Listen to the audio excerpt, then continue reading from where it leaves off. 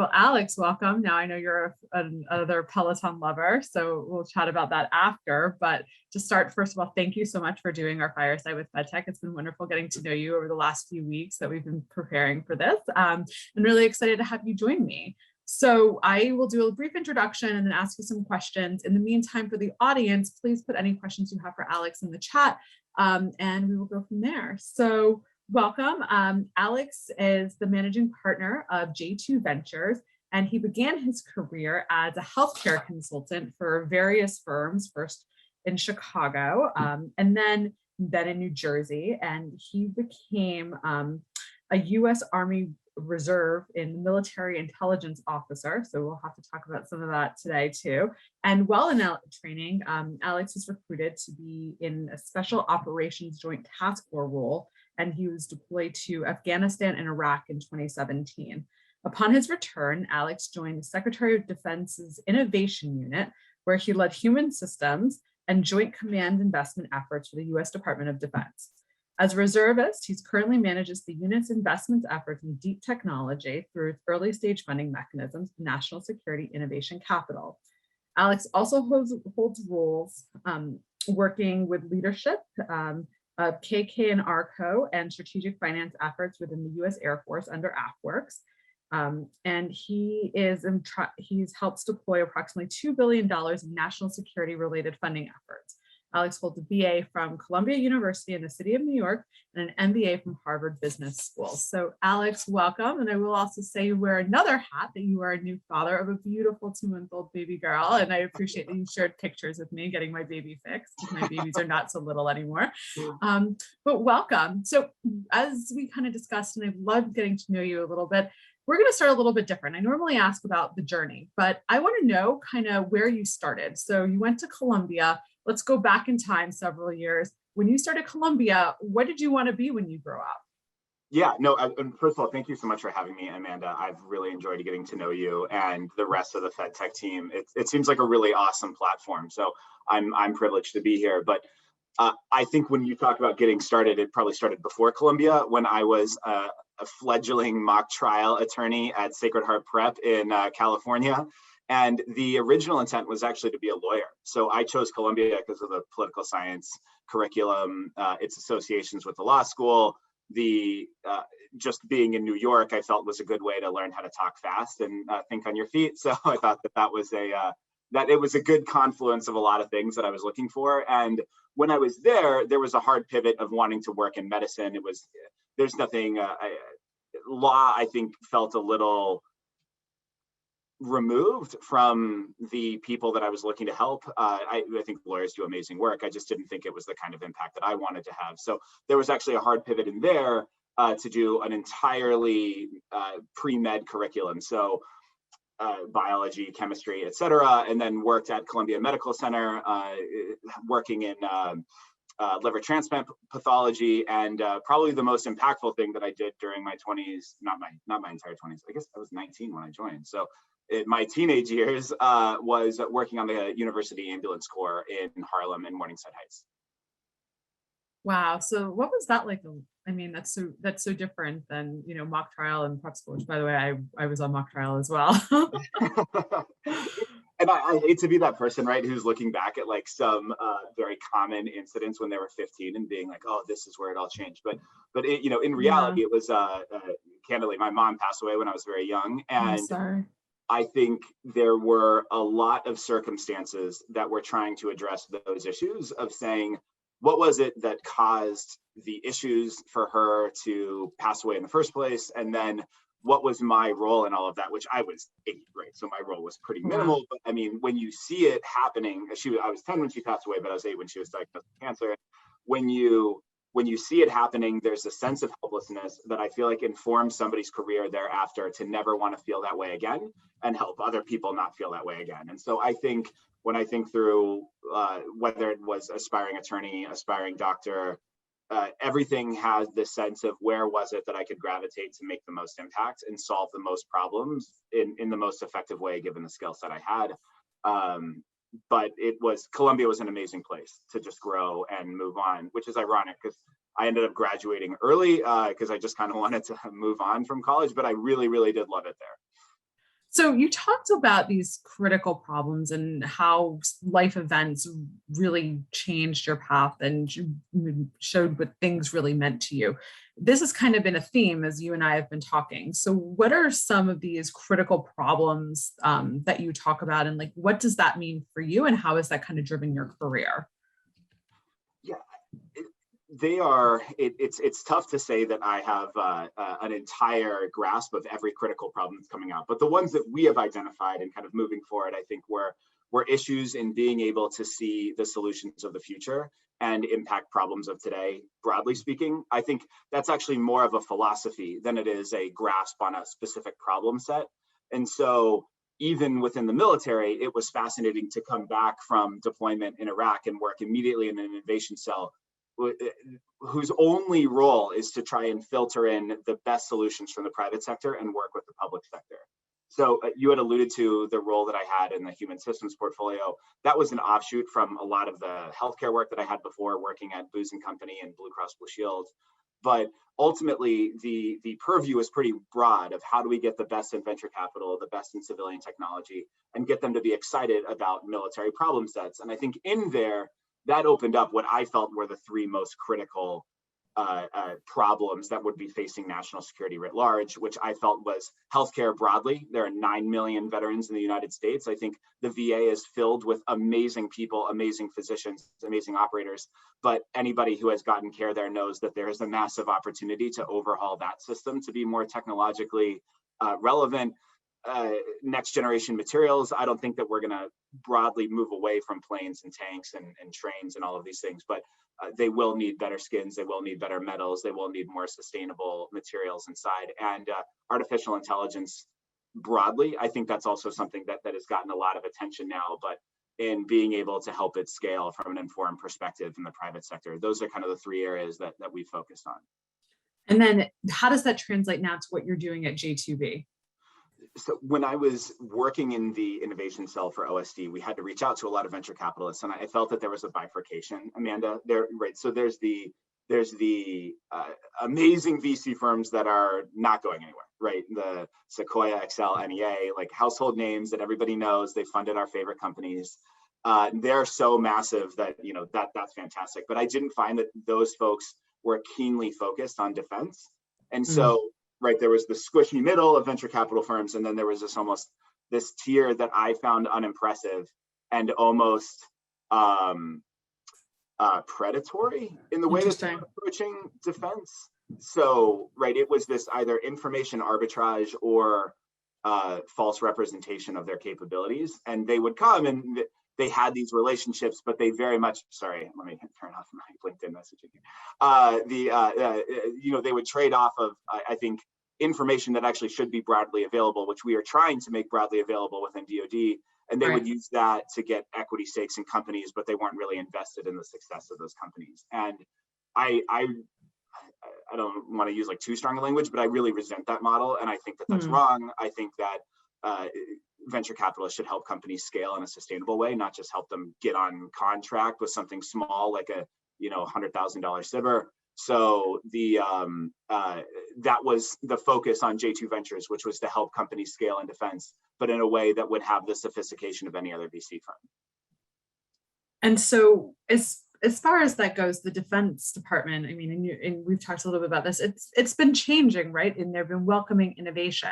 What are some of like the innovative areas that you've been saying? You've talked about some of the technology, but what innovations are you seeing, and how is the military and DoD taking steps to go ahead and do that? That's a great question. I think the culture is moving towards a more innovative one, even if only it means just using the word innovation more often, which we see a lot. But back to that issue of it being a philosophy as opposed to just something specific, I think the beauty of, let's just take the open topic SBIR through AFWorks, for example, is that the DoD is actually being non-prescriptive in the way that they're moving towards innovation. Right. And I think that is actually the best innovation. And so can you talk a little bit about the National Security Innovation Capital? And from my experience in looking at it, that's exactly what that program's trying to foster. So I can talk about it with the caveat that right now I'm here, a private citizen, not speaking on their behalf. So it would be as if anybody were commenting on the program. But yes, I think the ethos behind that was an observation that the DoD is very good at late stage contracts for the Lockheed Martins, the Boeings, the really big, General Atomics contracts where they need to give out a $400 million IDIQ, which is not really great for an individual startup.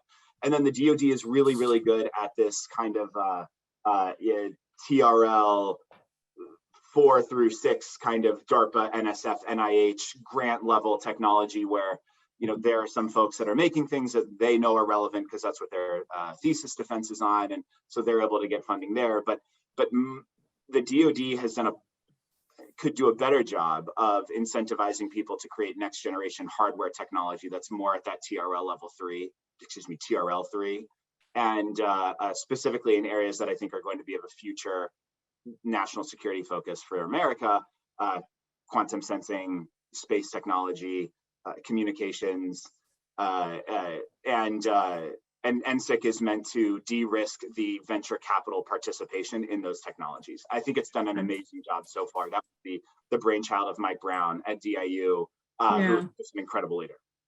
Wonderful. So let's pivot a little bit and talk about your experience in with the military. What made you want to enlist in the first place? I know everybody's got kind of their own personal story for that.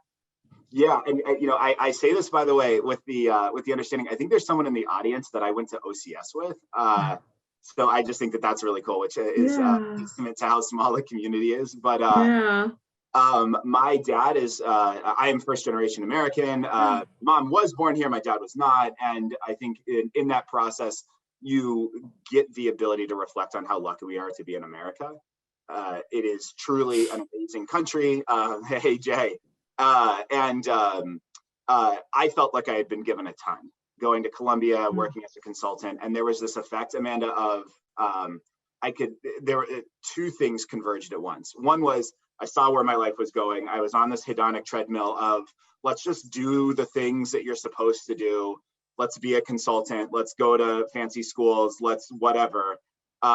Because that was, generally speaking, how I had generated value in my life. I knew I was doing the right thing because people were oohing and eyeing over working at a fancy company, which I personally found not fulfilling. And then the other piece was this draw for service. And so I think when you think about, okay, you're not happy doing one thing and something else is promising you basically only fulfillment, because it's not like anyone joins the army for the money. That just motivated me to go to a recruiter in Jersey City and then later the Bronx and sign up, enlisted, and the rest is history. Wonderful. So then let's talk a little bit more about your career. You did the healthcare strategic partnership thing. You were in the military and now leading J2V. How did J2V come about? I mean, somebody wakes up one day, hey, I want to be a venture capitalist. I mean, you might have did that. Yeah, I was a VC at Blue Cross Blue Shield. That was just all healthcare services. And then working at DIU was a kind of quasi VC capacity, working at going to HBS. I actually got recruited by General David Petraeus to help KKR figure out their defense strategy. And so I had a couple of months working with some of the best in the investing business to hyper focus on what it meant to be a good investor first, and then in secondary work on the mission focus, which I think was already apparent based off of my time in service. And it was from working at KKR, collaborating with my partner, John, and viewing things as both somebody who had been in a war and worked for the Office of the Secretary of Defense that inspired us to just do it ourselves. Because frankly, it seems like there's a market opportunity for people to do it well. Yeah, and you guys were just written up in the Wall Street Journal. I mean, that's pretty impressive. Yeah, we got lucky. That was really, really cool. It was they covered our next fundraise, which is $50 million. Yeah, wonderful. And so you mentioned your partner, John. How did you come to meet John?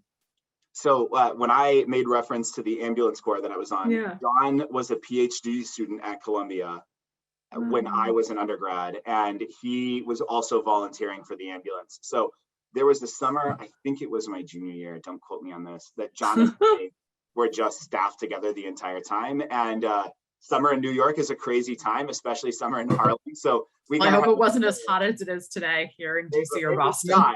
It was not, but it was still crazy. And so we had some awesome experiences there. And honestly, Amanda, if you had told me that coming out of that, when I think I was 20 at the time, John and I would launch a national security focused venture capital firm, I would have been like, man, it's like, I don't know what is going through your mind, but here we are. So funny. And then if anybody in the audience has questions for Alex, please put them in the chat. I just have a few more questions and then we'll open it up to the audience chat. But talking about John, and I've met John and had a few conversations with him now, it's like you're the yin and yang, right? So how does that work? I think no example of that is better than the cover picture for the Wall Street Journal article. John is such a sweetheart. I really don't deserve him as a friend, but that picture is from my rehearsal dinner for my wedding. So I was tan, in shape, primed and propped, ready to go. And John had been setting up the rehearsal dinner. We don't take a lot of pictures together. So it was one of the few pictures that we had. And so he was kind of sweaty and we had to submit something. And so John is, as a partner, I think what's core to our partnership, and I'd be willing to do the same for him, is there's always going to be aspects of what we're doing that are unglamorous. And both of us are willing to be the complement. John has an incredible technical background. He was Phi Beta Kappa at UPenn, got a master's degree, NSF fellow at Columbia, Goldwater scholar, graduated with his PhD and worked at BCG, promoted early, D shot. Like he intuits the math problems that take, guys like me 5 minutes to solve. He's truly the smartest person I know. And the beauty of that is when we think through defense technology, which became apparent to us as we were going through this, is there's a core technology piece, which if somebody's only focused on the defense aspect can easily be lost. And that's why I think a lot of companies move forward without actually having any technical diligence behind them to have VCs actually understand what they're doing. And I have found the picture online. I might embarrass you guys if everybody can see it. This is the picture that Alex was referencing that was in the Wall Street Journal about 2 weeks ago now, I guess. All pre-COVID. Yeah, exactly. Wonderful. So that just shows that kind of the power of networking. Somebody you met essentially over summer doing a really hard job and connecting. And we talked a lot about networking and the power of connections. What does networking mean for you? And what advice do you have for early stage entrepreneurs who maybe even are afraid to go out and network? Well, you're really good at it, Amanda. So I don't know that I want to make sure I'm not conveying this as me explaining anything to you, but hopefully it will just be a compliment on what you... I appreciate that. Thank you. But I think the failing in investing when people think about networking is they think about transactions. And you often get on these calls and you talk to somebody and they say, well, what can I do for you? What can I do here? What can I do there? And somebody once used the term in one of my HBS classes that was called, he described it as long-term greedy, which is right to make decisions based off of a long-term payout as opposed to a short-term one. And when I have seen the people that I've interacted with in this business who are really, really good, they think long-term. I mean, I was an intern at KKR from HBS talking to Henry Kravis. I had no business talking to somebody of that seniority at that organization, but in Henry Kravis's mind, he doesn't look at an intern. He looks at somebody that it maybe there's a payoff in the future, maybe there isn't, but it is worth his time to be able to develop that relationship just based off of what could be an infinite number of possibilities. And so I think that's something that's helpful to think about networking broadly, which is your end goal should be the people, not the exchange. I like that. I feel similarly, and also putting yourself out there. It's not necessarily putting yourself out there. You don't really know what's going to come of it.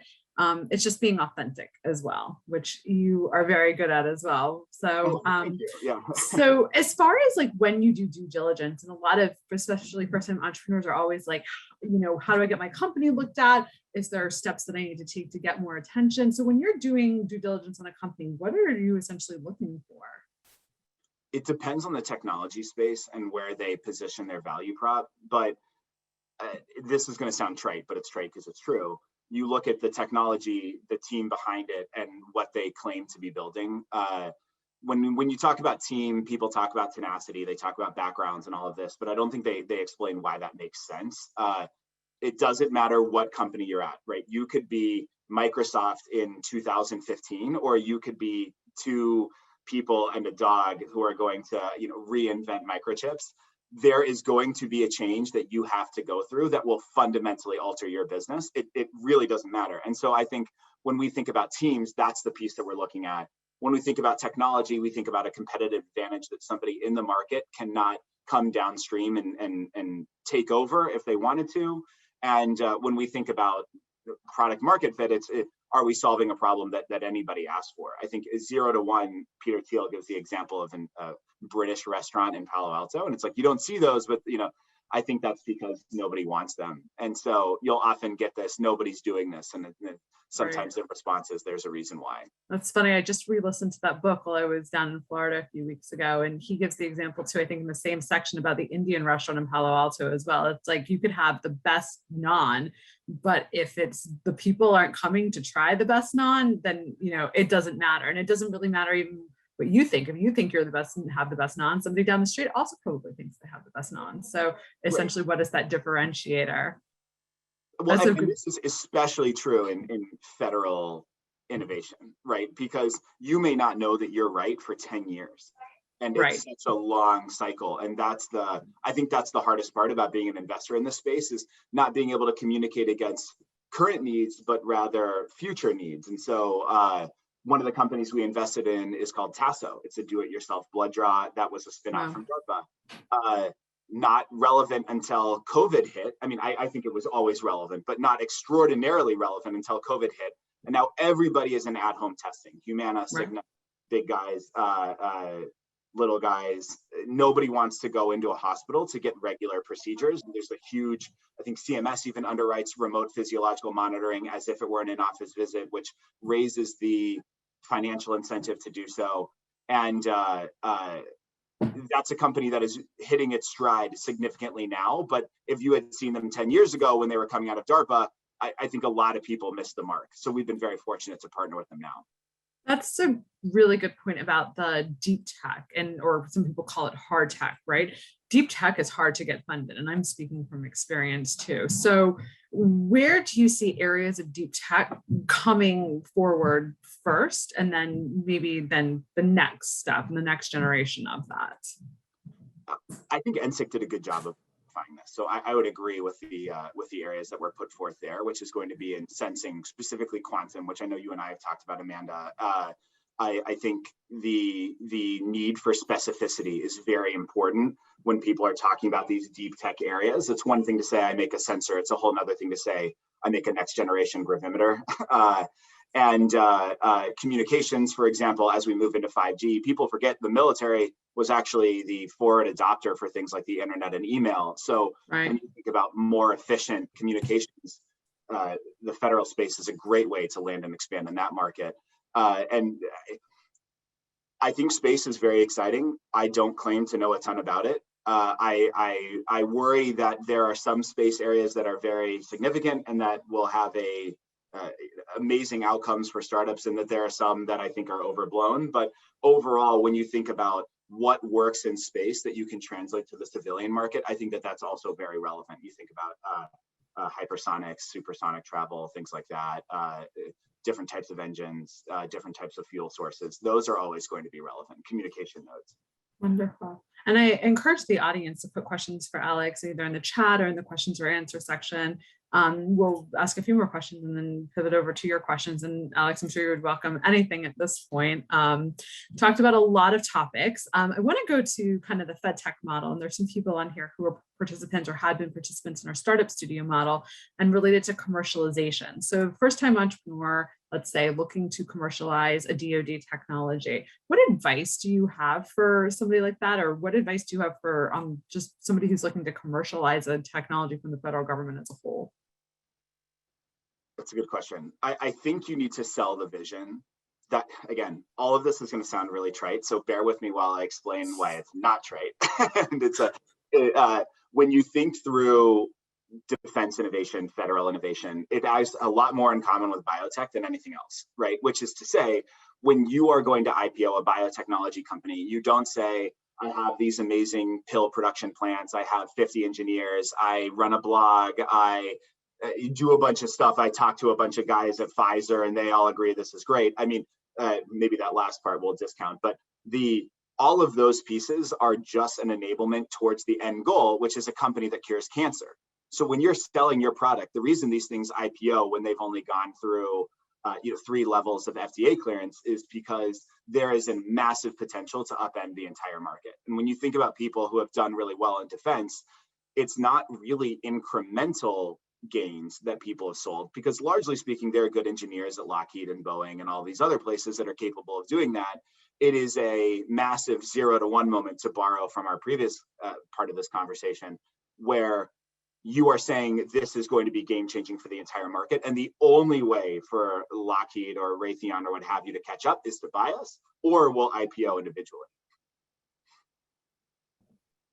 So it's all about that long-term vision that company is, even in the very early stages that they're starting the commercialization, go and do the vision essentially.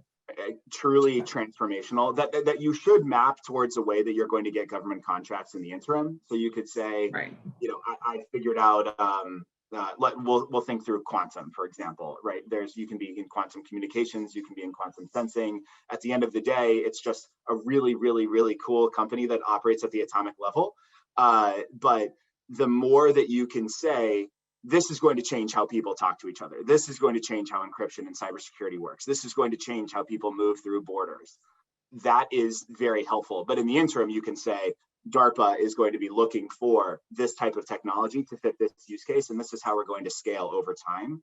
But I would also encourage people to not confuse the ability to get on interim contracts with with direct progress against that overall goal. You would say, I'm meeting the military or federal markets needs against these areas, but ultimately our goal is to expand it to something much larger. But it pays to have a massive vision and a very niche operation at the early days.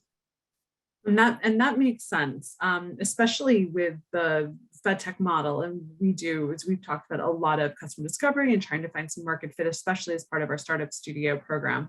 How do you value that? And what advice do you have for entrepreneurs who are doing or going through the process of doing customer discovery at this point?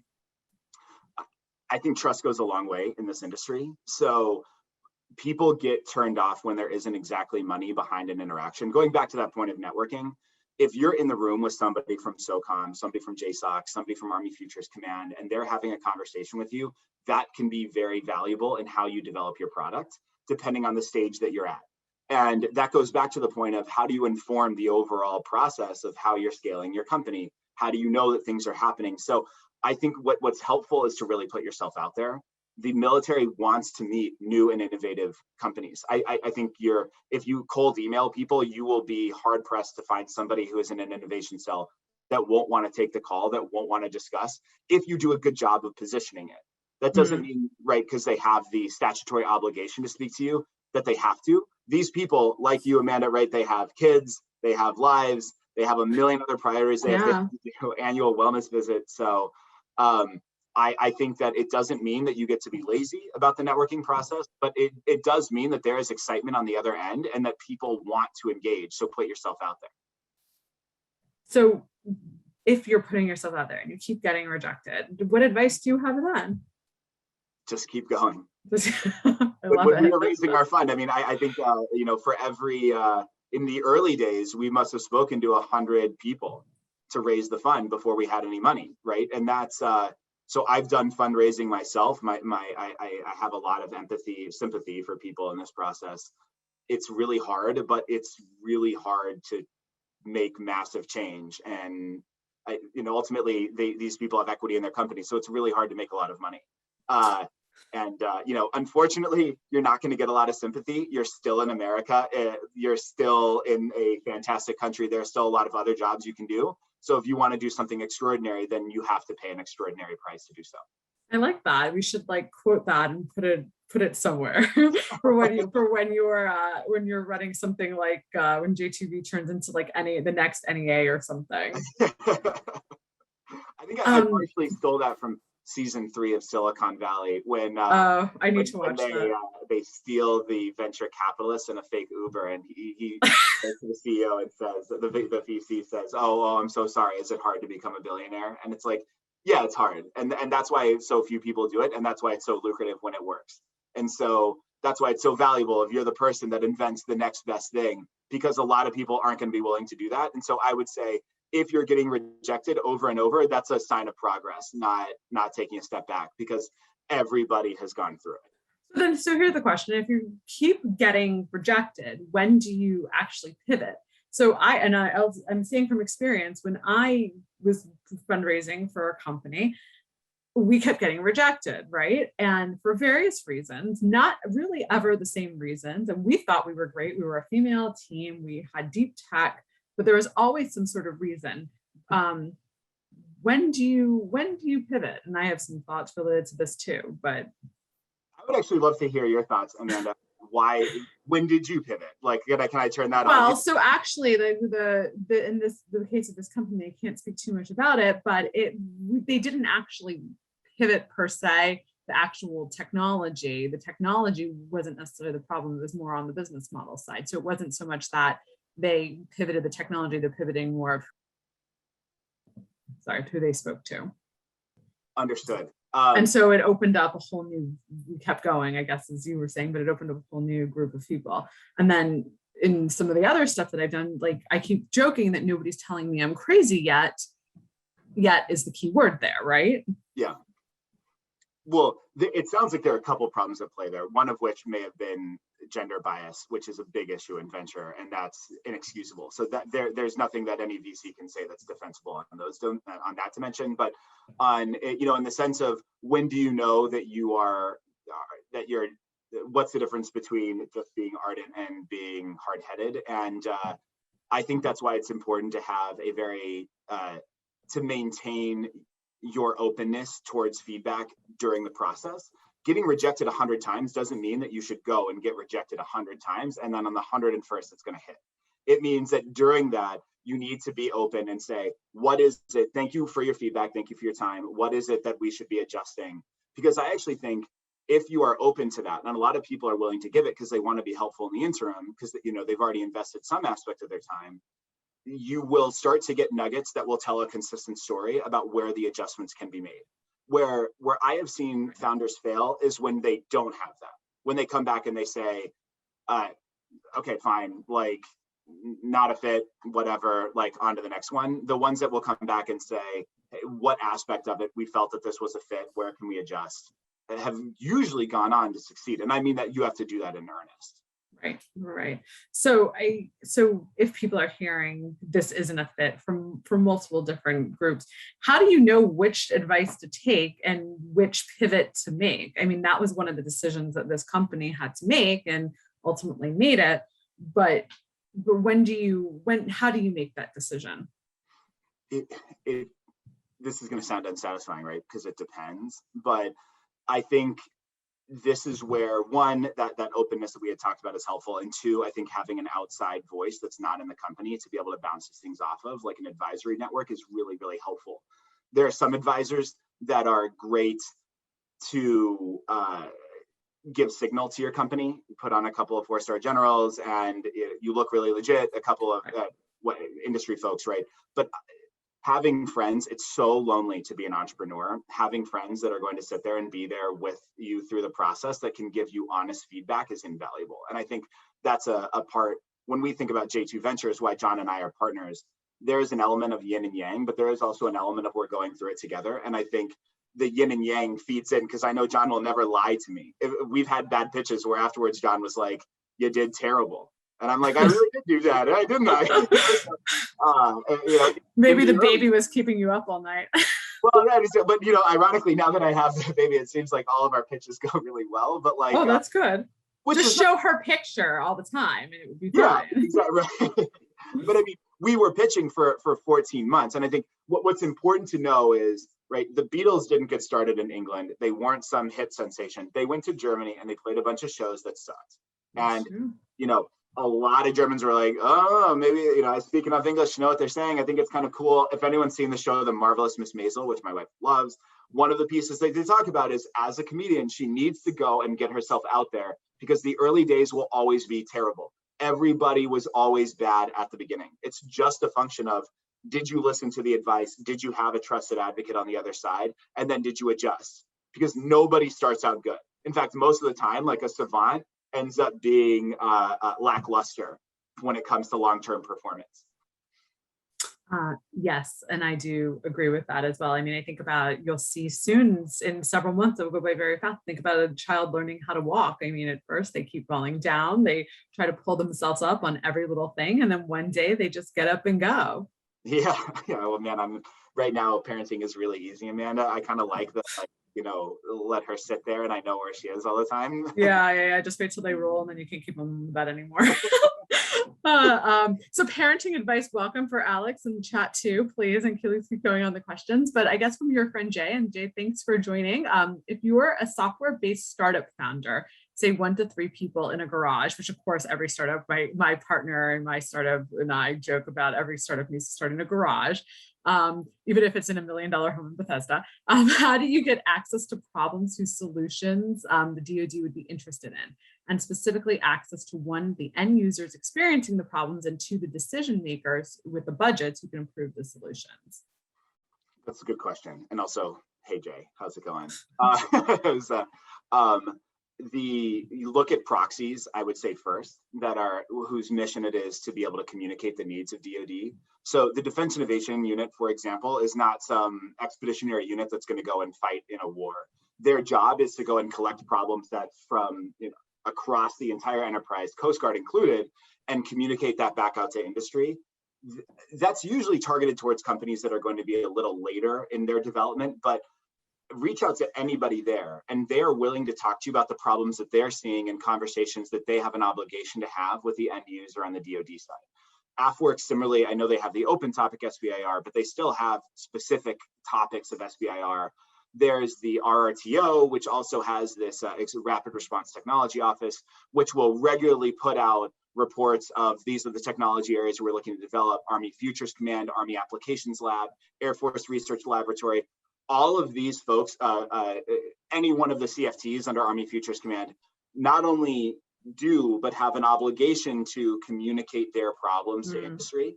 And I think really good startups will see that there's a consortium aspect to all of this. When you talk about innovation, oftentimes a contract is awarded to not just one startup, but multiple startups. So figure out where in the tech stack you make the most sense. Then you can go and find a partner who may not be aware of this solicitation and say, together we can be really strong to land and expand in this space. So if you're 2 people developing in a garage, that's usually hard to get on a big contract, but you could go to a big contractor or even a more developed startup and say, I can fit this aspect, you can fit this aspect, we can win together. And that gives you the license to be able to shop for more contracts in the future. Definitely. Great advice. And so another question from Barry, let's see, who's a mentor in our Defense Innovation Accelerator program that's going on now. And as you know, our entrepreneurs do a lot of customer discovery calls. So he's coming from that perspective, helping the entrepreneurs doing the customer discovery call. So what is the role of brainstorming on an ongoing basis to incorporate feedback from the customer discovery calls? And that's a great question, Barry. Yeah, I think it's critical. Every call, Barry and team, that John and I have, whether it's with somebody pitching us or when we're going through fundraising, which is as close as I have to kind of having the entrepreneurial experience, we debrief afterwards. I would say not only is it important, right? So we've checked that box, but it's important to do almost immediately after the event. They've studied this in the military, right? When you're doing after action reviews, you don't do it the next day. You do it within 10 minutes of the event happening, because that's when the emotions and all of the relevant information is still in your brain and irrelevant for you to be able to process it for the future. So I would say it's helpful to debrief, but it's also helpful to debrief quickly and in a very honest way. I think if you're a part of a team that can't have an honest conversation, that is a leading indicator of trouble in the future. So it's really helpful from a cultural perspective to be able to also be comfortable with that in the early days. So Let's talk about team for a second. This is not a question from the chat, but I've always been curious about the science behind teams and like what makes some people, like as we talked about, you and John, yin and yang, and what makes people go. When you see a team, what attracts you to that team? I think it's that same kind of Kobe Shaq effect, that yin and yang, where you see a team and you say, the reason these people are together is deliberately to make each other stronger. I think the market is also becoming a lot more aware of the power of diversity in teams. One of our most exciting early stage startups is a company called Phoenix Tailings, which does rare earth element refinement from mining waste. Wow. The founders range from a Hispanic American, a woman from MIT, and another guy from Pennsylvania, right? So when you think about this kind of this consortium, and there's another co-founder from South Africa. So the diversity on that team, I think, is really powerful, not only because mining is global, but also because their conversations err on the side of being really honest, because you don't have that same kind of crutch of communication.